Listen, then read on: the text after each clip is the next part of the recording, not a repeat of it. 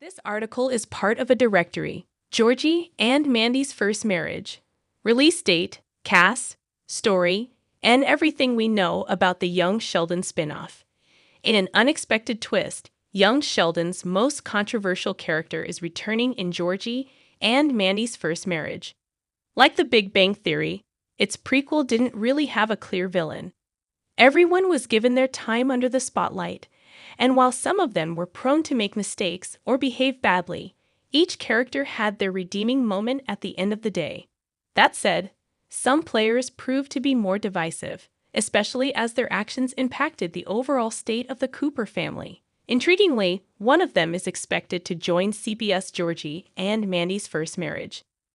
Taking it to her official Instagram account, Mima actor Annie Potts effectively reveals that Melissa Peterman will return for Georgie and Mandy's First Marriage as Brenda Sparks.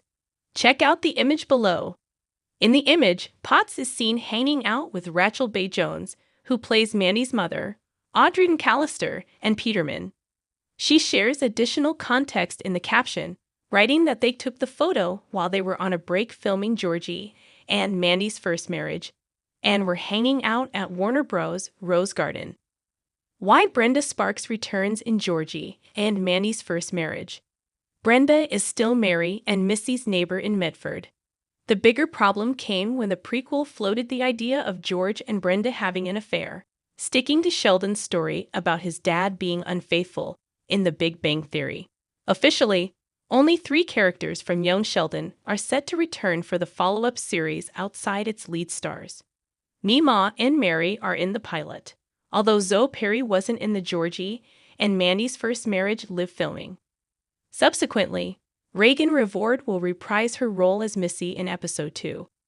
There is no word yet on if or when Ian Armitage will also come back as Sheldon, but the writers are actively working on finding ways to feature the boy genius despite his move to California.